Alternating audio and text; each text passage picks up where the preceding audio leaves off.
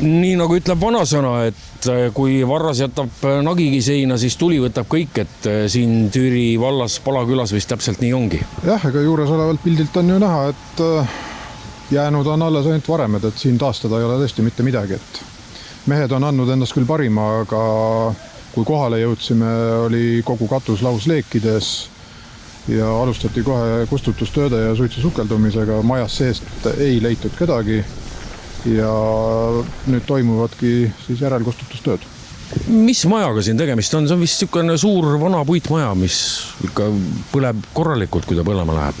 Jah, tegemist on siis rehi elamuga, 35 meetrit pikk hoone ja siin hoones on olnud nii eluosa kui siis nüüd ka garaaž, ladustamisruum, et kõik asjad kõik on oma kraami täis ja kõik on tuld võtnud.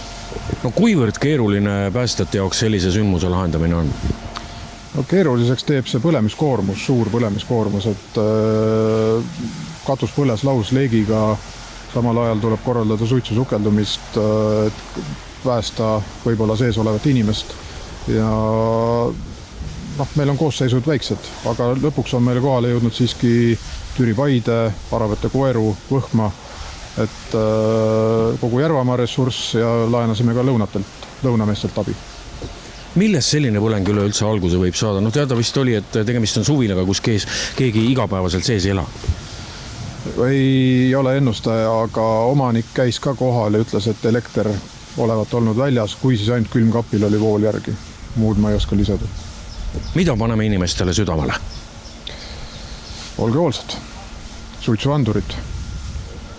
Kas või suvilas võiks olla Nublu. Kui tulekahju süttib, siis Nublu annab ise märku.